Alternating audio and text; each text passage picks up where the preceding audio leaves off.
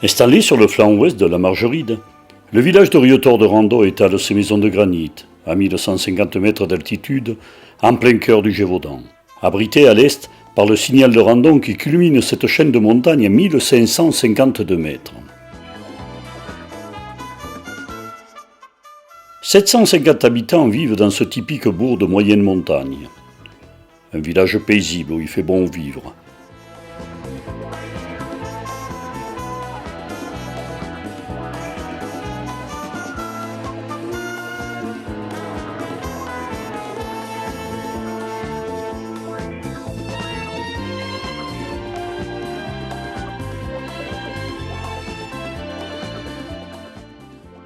De nombreux équipements nécessaires à la vie collective sont présents. Écoles, gendarmerie, maisons de retraite, centres de soins, maisons de pays, salles des fêtes et parcs de loisirs.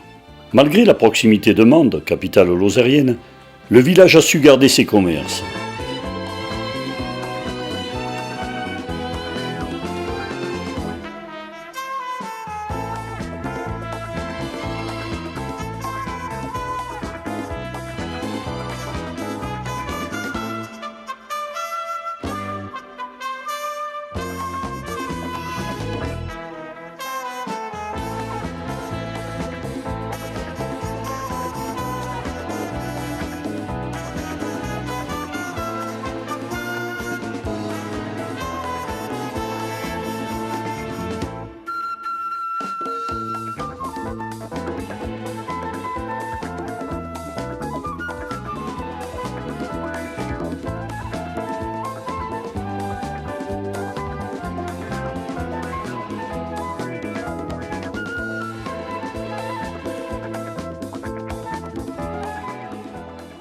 De nombreux chemins de randonnée balisés permettent de découvrir les alentours du bourg et profiter ainsi en toute saison d'une nature généreuse et magnifique.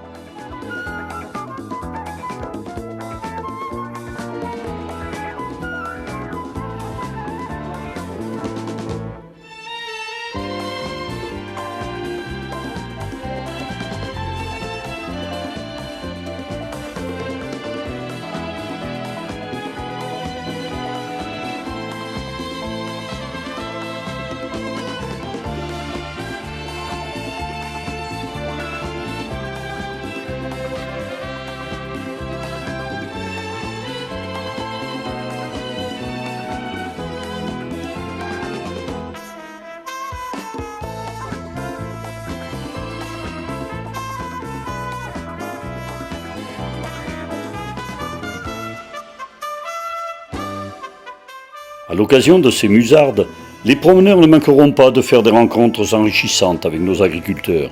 Ici, aux vins et bovins se partage la bonne herbe de nos plateaux.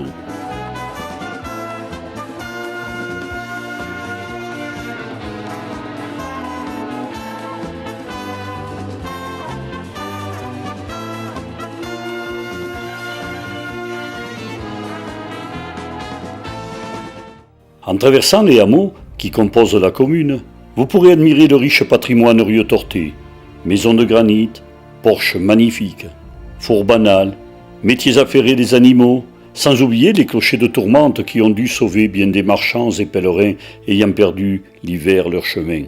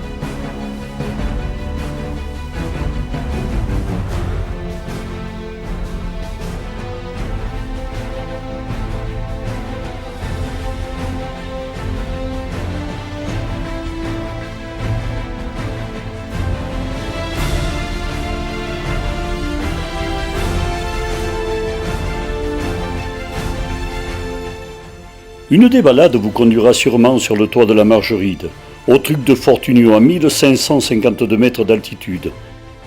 Les cahots granitiques de Fortunio sont des sites maintes fois photographiés et appréciés des promeneurs. De là-haut, vous pourrez jouir d'un panorama exceptionnel sur l'Aubrac, les monts du Velay, les Cévennes et les monts du Cantal. C'est sur le truc de Randon que se trouvait autrefois l'ancien château des seigneurs du même nom. Aujourd'hui entièrement disparu, il faisait partie des possessions de la baronnie, l'une des 8 du Gévaudan. Quelques pierres et bribes de murailles attestent encore aujourd'hui de sa présence sur ce mont. C'est aux alentours du XIe siècle qu'il aurait été brûlé par les habitants en révolte contre leur seigneur despote.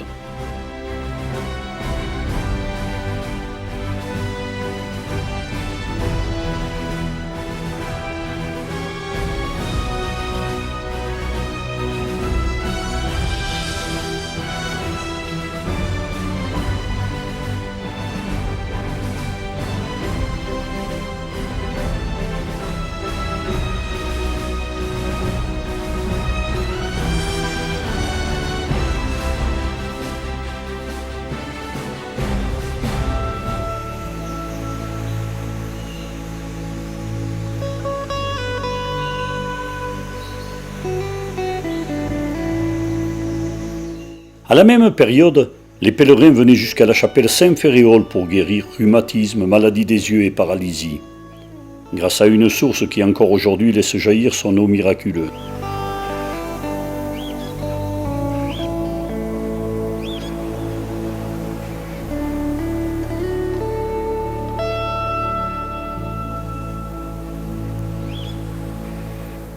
Une boucle de 8 km dont le départ est à Vitrolette vous permettra de grimper jusque là-haut. Ensuite, vous redescendrez vers le lac pour prendre direction de Coulagny-Haute.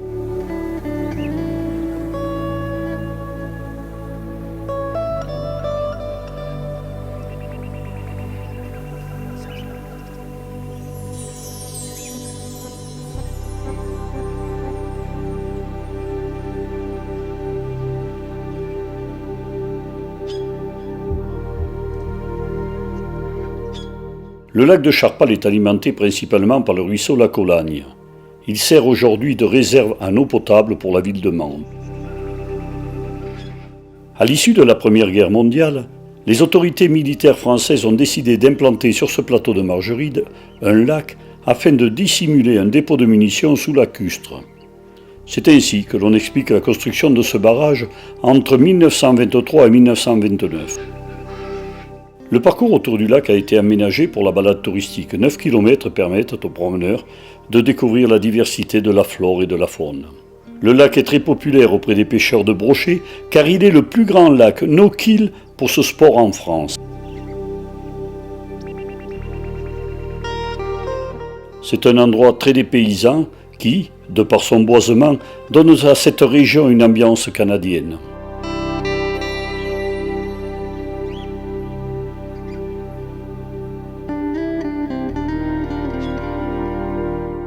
J'espère que cette courte balade en Pireux-Torté vous donnera envie de venir encore plus profondément découvrir notre pays.